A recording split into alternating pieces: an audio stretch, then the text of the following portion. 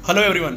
शाहरुख खान की हाल ही में रिलीज हुई जवान फिल्म को लोगों का काफ़ी प्यार मिल रहा है। ये मूवी बॉक्स ऑफिस में ऑलरेडी सभी रिकॉर्ड्स को तोड़ चुकी है। पर आप जानते हैं कि इस मूवी में दिखाए गए काफ़ी दृश्य असल ज़िंदगी से प्रेरित है, यानी ये घटनाएं असल ज़िंदगी में भी हुई थी।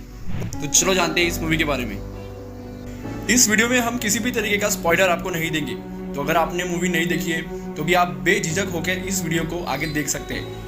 इनफैक्ट ये वीडियो देखने के बाद जवान फिल्म को देखने का आपकी क्यूरियोसिटी और भी ज़्यादा बढ़ जाएगी। इस मूवी के सेकंड हाफ में दिखाया गया है कि एक गवर्नमेंट हॉस्पिटल में छोटे बच्चे इंसेफेलाइटिस की बीमारी से मर जाते हैं, क्योंकि उस वक्त हॉस्पिटल में ऑक्सीजन की अवेलेबिलिटी नहीं होती। इस फिल्म में डॉक्टर इराम को दिखाया गया है कि वो अपनी पूरी कोशिश करती है बच्चों को बचाने की, लेकिन ऑक्सीजन की कमी की वजह से वो बचा नहीं पाती। ये न्यूज़ पब्लिक होने के बाद उल्टा सरकार इन्हीं पे पूरा दोष मर देती है और उन्हें इस रीज़न की वजह से जेल भी भेज दिया जाता है। ये घटना ठीक ऐसे ही हुई थी अगस्त 2017 में गोरखपुर जिले में, जहाँ पे बीआरडी मेडिकल कॉलेज में 63 बच्चे मर जाते हैं 3 दिन के अंदर ऑक्सीजन सप्लाई की कमी की वजह से। उस वक्त हॉस्पिटल में डॉक्टर काफिल खान एक पीडियाट्रिशियन के तौर पे काम कर रहे थे। डॉक्टर काफिल को जब ऑक्सीजन सप्लाई की कमी की पता चलता है तब वो अथॉरिटीज़ को बताने की बहुत कोशिश करते हैं। जब कोई रिप्लाई नहीं आता तो वो खुद के एक्सपेंस से ही ऑक्सीजन सप्लाई को प्रिक्योर करने की कोशिश करते हैं। उस वक्त उन्हें एक रियल लाइफ हीरो की तरह देखा जाता है, लेकिन जब तक ये न्यूज़ मीडिया में पहुंचती है तब उल्टा इल्ज़ाम डॉक्टर काफिल पे ही मर दिया जाता है। सरकार इन पर इल्ज़ाम लगाती है मेडिकल निग्लिजियंस एंड करप्शन का। उन्हें उसी वक्त सस्पेंड कर दिया जाता है एंड अरेस्ट कर लिया जाता है। 9 महीने तक वो जेल में भी रहते हैं। एक इंटरव्यू में डॉक्टर काफिल बताते हैं कि उन्हें जेल में कैसे मारा और पीटा गया। 4-5 दिनों तक उन्हें भूखा भी रखा गया। महीनों तक तो वो अपनी कमर पे सो भी नहीं पा रहे थे। And they used to make me naked. They used to beat me with a stick. They didn't give me food or water for 4-5 days. अप्रैल 2018 में जाकर इन्हें इलाहाबाद हाई कोर्ट से बेल मिलती है।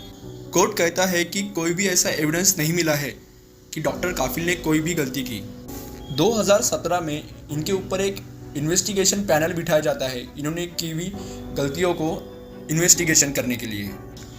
लेकिन इस इंक्वायरी के बाद भी यही सामने निकलता है कि इनके ऊपर जो आरोप लगाए वो बेबुनियाद है और पूरी तरह झूठे हैं। इनफैक्ट इसी इन्वेस्टिगेशन में पता लगता है और इस रिपोर्ट में बताया जाता है कि कैसे 11 और 12 अगस्त को डॉक्टर काफिल के जरिए हॉस्पिटल में 15 जंबो ऑक्सीजन को अलग अलग कंपनियों से अलग अलग वेंडर से भेजा गया था।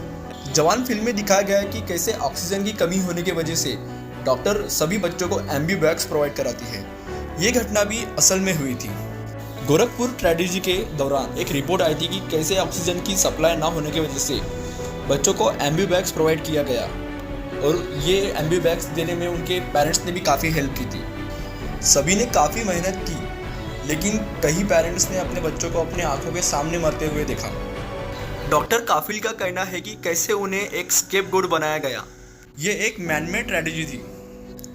डॉक्टर काफिल का कहना है कि 30 से ज़्यादा चिट्ठियाँ लिखी गई थी बीआरडी मेडिकल कॉलेज अथॉरिटी को और यूपी गवर्नमेंट को, लेकिन 63 लाख रुपीस का बिल पेंडिंग था ऑक्सीजन सप्लाई करने वाले कंपनी को, जो उन्हें पे नहीं किया गया था महीनों से। और बार बार चिट्ठियों में यही लिखा गया था कि कैसे बिल पेंडिंग है और उनको पे कर देना चाहिए ताकि हॉस्पिटल में ऑक्सीजन की सप्लाई आती रहे। इस गोरखपुर ट्रेजेडी के एक दिन पहले यानी 9 अगस्त को ही यूपी गवर्नमेंट के चीफ मिनिस्टर योगी आदित्यनाथ उन्होंने खुद इस हॉस्पिटल में विजिट किया था।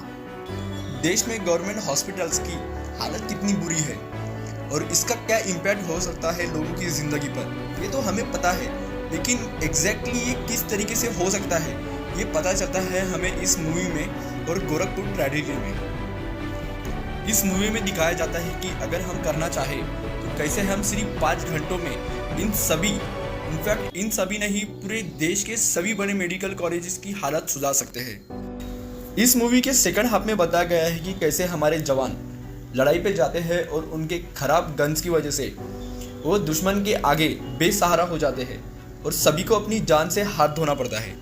इस मूवी में ऐसे ही दिखाया गया है कि एक मैन्युफैक्चरिंग कंपनी जो काफ़ी सालों से हमारी इंडियन गवर्नमेंट को, डिफेंस को ऐसे गन्स बेच रही थी, ऐसे मशीनरी बेच रही थी जो डिफेक्टिव थे, इसको लेके भी काफ़ी रिपोर्ट्स आई है ओवर द ईयर्स। 2012 में इंडियन आर्मी के chief general VK Singh PM Manmohan Singh को चिट्ठी लिख के कहते हैं कि इंडियन आर्मी के टैंक फ्लीट में क्रिटिकल एम्यूनेशन की कमी है। 2015 में दीपक मल्होत्रा भी पीआईएल फाइल करते हैं हाई कोर्ट में। वो इस पीआईएल में ये बताते हैं कि कैसे ब्यूरोक्रेटिक हडल की वजह से हमारे जवानों को बुरे से बुरे और कमज़ोर और जिसको मेंटेनेंस की ज़रूरत है ऐसे हथियार यूज़ करने पड़ते हैं, जिस वजह से उनकी जान रिस्क में आती है। इस पीआईएल में एक घायल जवान का इंटरव्यू भी मेंशन किया गया था, जिसमें वो बताते हैं कि लड़ाई के दौरान कैसे उनकी मशीनरीज ने और गन्स ने काम करना बंद कर दिया था। 2017 में सीएजी रिपोर्ट मेंशन करती है कि इंडियन आर्मी के पास जो हथियार है वो इस कदर बेकार है कि अगर वॉर की कंडीशन आ जाती है तो ये हथियार 10 दिन से भी ज़्यादा नहीं चलेंगे। वैसे ही 2018 में Indian army made in India rifles को दूसरी बार रिजेक्ट कर देती है, क्योंकि ट्रायल्स के दौरान ये मेड इन इंडिया राइफल्स और हथियार बुरी तरह फेल हो जाते हैं ट्रायल्स में। और इतना ही नहीं, इंटरनल आर्मी असेसमेंट फ्लैग करके मेंशन करती है कि कैसे 6 सालों में 403 एक्सीडेंट हुए हैं, जिसमें 27 जवान शहीद हुए at the cost of 9.6 billion crore rupees के कॉस्ट पे। और इसी तरह और भी बहुत से ऐसे रिपोर्ट्स है जो अगर हम आपको बताएंगे तो ये वीडियो बहुत ज़्यादा ही लंबा बन जाएगा। तो अब हम बात करते हैं हमारे तीसरे मुद्दे पे, जो है कॉरपोरेट फंडिंग। इस दृश्य में बताया गया है कि कैसे कॉरपोरेट फंड्स का यूज़ किया जाता है पॉलिटिकल पार्टीज के फंडिंग के लिए। इसी तरह सरकार 2017 में एक फाइनेंस बिल पास करती है, जिसमें किसी भी पॉलिटिकल पार्टी को आप सीक्रेटली डोनेशन दे सकते हो इलेक्ट्रॉनल बॉन्ड्स के थ्रू। इस बिल में वो लिमिट भी हटा दी जाती है कि किसी भी पॉलिटिकल पार्टी को हम कितना ज़्यादा और कितने अमाउंट में डोनेशन दे सकते हैं। 2022 की जनवरी में एक रिपोर्ट आई कि गवर्नमेंट को 2018 से 2022 तक 5,270 करोड़ रुपए की सीक्रेटली फंडिंग आई थी। उसी तरह एक दूसरे पॉलिटिकल पार्टी को 960 करोड़ रुपए यानी 960 करोड़ रुपीस की सीक्रेट फंडिंग मिली, और तीसरे एक पॉलिटिकल पार्टी को 776 यानी 767 करोड़ रुपीस की सीक्रेट फंडिंग मिली। 2014 में आई गवर्नमेंट ने वादा किया था कि स्विस बैंक में जो भी काला धन जमा है वो हमारे देश में ले आएंगे, और जिसमें से आने वाले पैसे से काफ़ी लोगों को यानी सबको ही, ऑलमोस्ट सभी को ही बहुत ज़्यादा पैसा मिलेगा। लेकिन ये पैसा कहाँ गया और किस पॉलिटिकल पार्टी को मिला, ये पूरी तरह सीक्रेट है और हम इसे कभी जान भी नहीं पाएंगे शायद। इस बिल के वजह से चाहे भारत में कोई भी पार्टी हो, मैं किसी भी एक पार्टी का नाम नहीं ले रहा, अगर कोई भी पार्टी सत्ता में हो, लेकिन हम कभी जान ही नहीं पाएंगे कि किस पार्टी को सीक्रेटली कितना चंदा मिला और किस पार्टी के अकाउंट में कितना पैसा आया। हम बस डेटा को देख के अंदाजा ही लगा सकते हैं। फिर फिल्म में मुद्दा उठाया जाता है किसान और पर्यावरण को लेकर, कि किस तरह कई इंडस्ट्रीज हमारे पर्यावरण और हमारी नदियों को, पानी को दूषित करती है।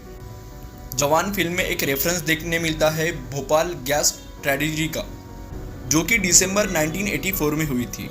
इस मूवी में दिखाया गया है कि किस तरह लोन ना चुकाने की वजह से एक किसान को आत्महत्या करनी पड़ती है।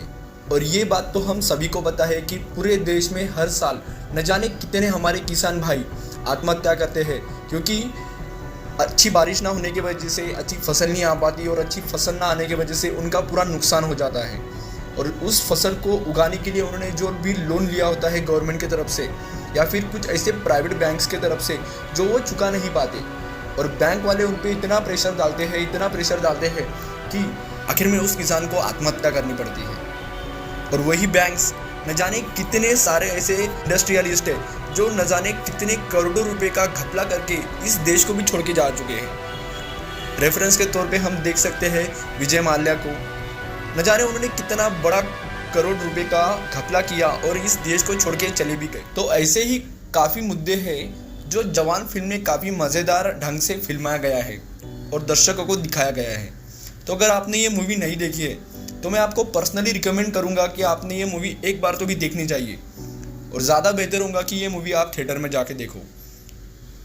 इस वीडियो को अगर देख के आपको कुछ इन्फॉर्मेशन मिली है, अगर आपको वीडियो देख के मज़ा आया और कुछ सीखने मिला तो प्लीज़ लाइक एंड सब्सक्राइब करो और ये वीडियो ज़्यादा से ज़्यादा लोगों को शेयर भी करो। धन्यवाद।